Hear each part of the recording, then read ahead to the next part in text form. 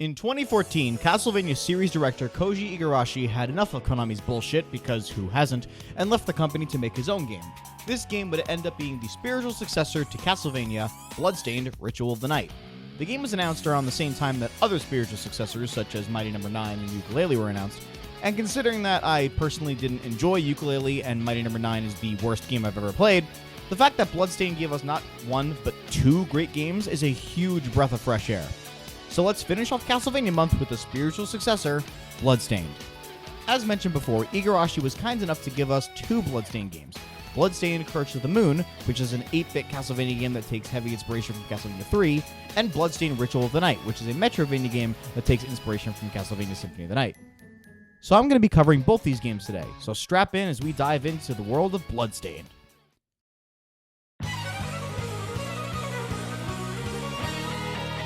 Bloodstained.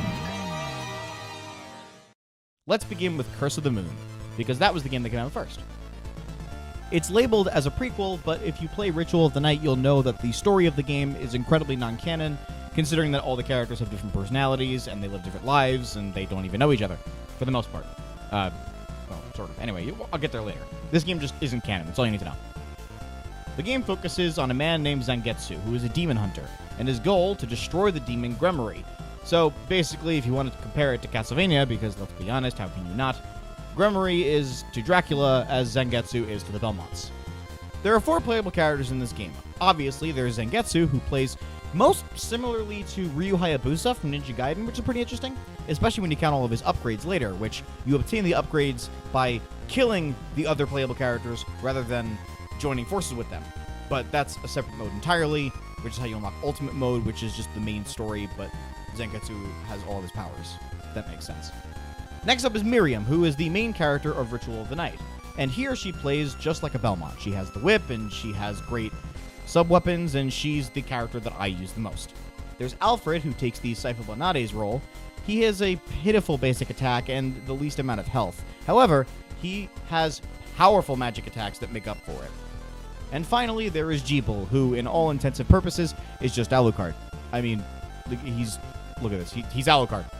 Unlike Castlevania 3, where you could only have 2 party members at a time, this game lets you have all 4, and you can freely swap between them on the fly, and it's way faster than Castlevania 3 as well. One thing I find really interesting is that you don't lose a life until all 4 characters are dead, meaning that if one character dies, you can continue from where you left off with a different character. It's a really interesting mechanic, and not something that many games use. With all 4 characters together, they set off to destroy Gremory along to some fantastic music. Veteran Castlevania composer Michiru Yamane returns to compose this game and gives us fantastic songs.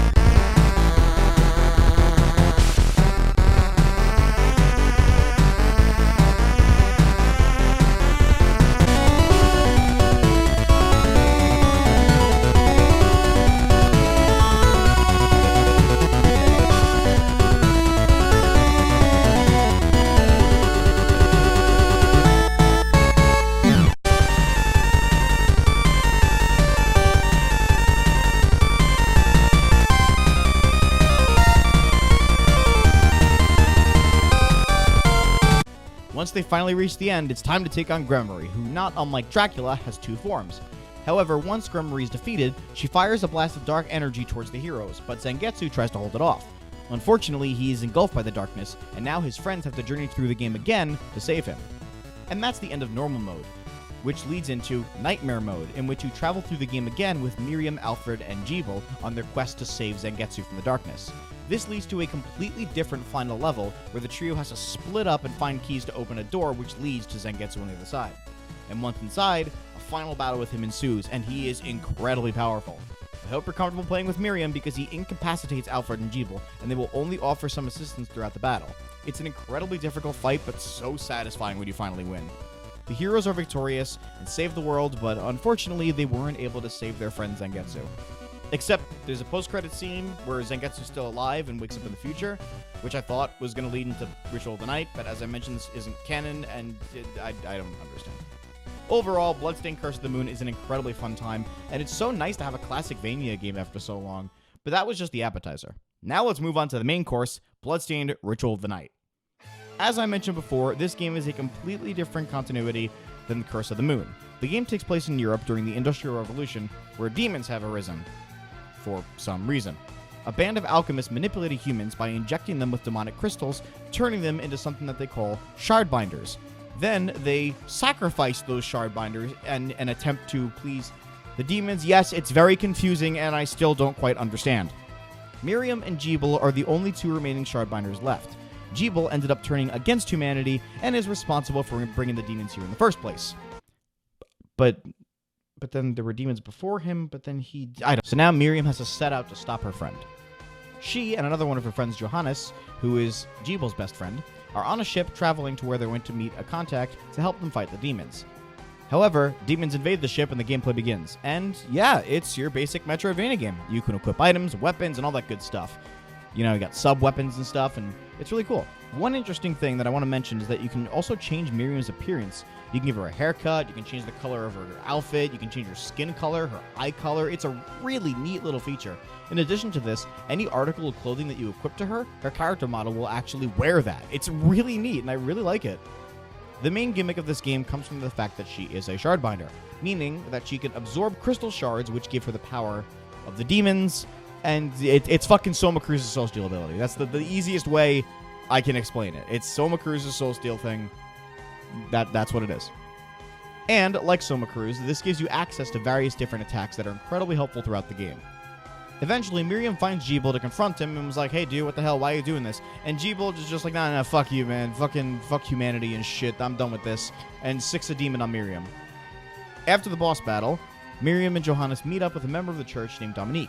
She informs them that they have to infiltrate the castle and yada yada yada. You know, it's the basic Castlevania story. You go to the castle, you beat the fucking evil thing, you win. Dominique herself also acts as the shop in this game, similar to the librarian in Symphony of the Night or Hammer from Aria of Sorrow. After equipping herself with some items, Muriel sets off to invade the castle. I said Muriel. Muriel! After equipping some items, Miriam sets off to invade the castle and stop Jeeble. And yes, Michiru Yamane did compose this game as well, and she does an excellent job as always.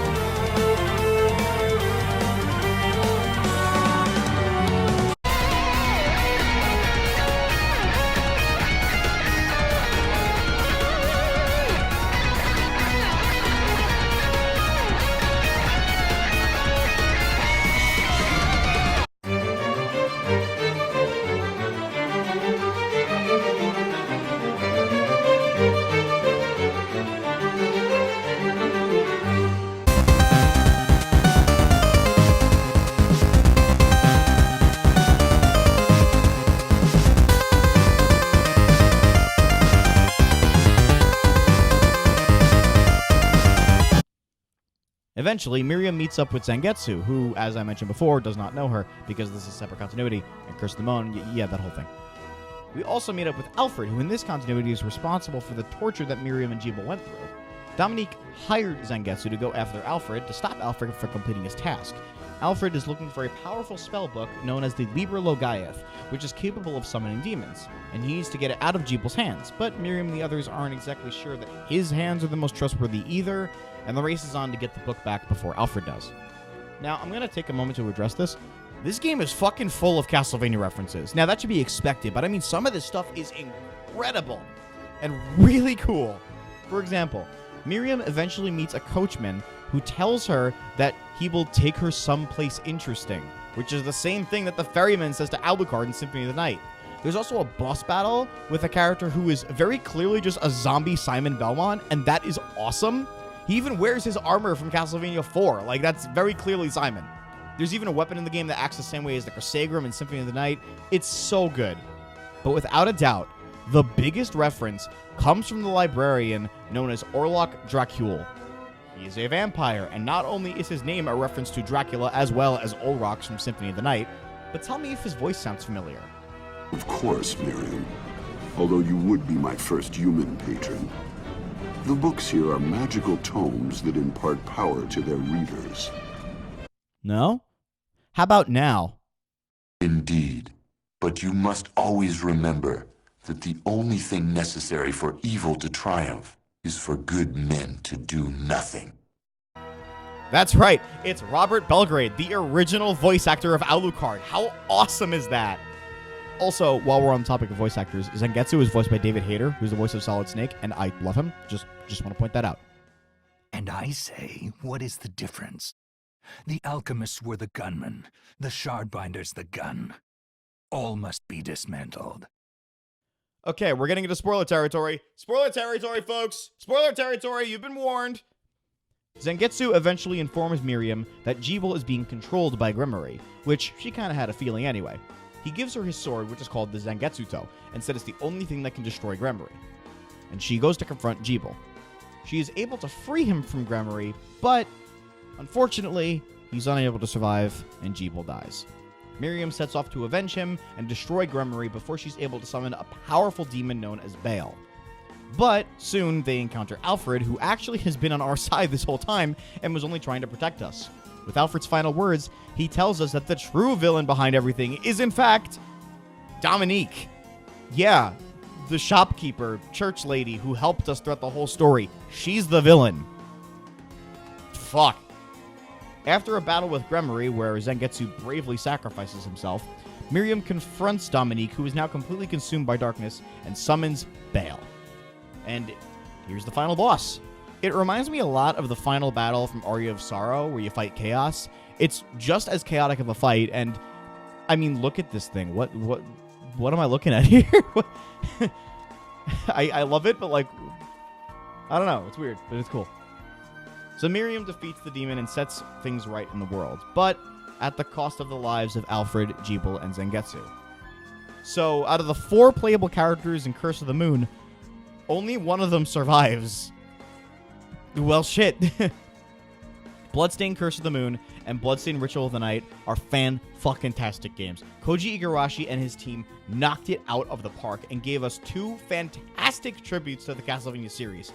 I really, really hope there's more Bloodstained games to come in the future, because this is amazing. And if Konami decides to resurrect Castlevania from the dead, which they're kind of doing now with Grimoire of Souls, then maybe we can have both series going on at the same time, and I'll be totally okay with that. So if you haven't played these games, I highly recommend you do so. They are both, oh my god, they're both incredible. They're a ton of fun. Both games are chock full of secrets and Castlevania references, and even on their own, they're just amazing games. So wow, thanks for sitting through this really long video, and thanks for joining me this year for Castlevania Month. I had a great time, and I have a lot of really cool stuff planned for next year as well, so be sure to come back again next year. Same Dracula time, same Dracula channel. See you guys.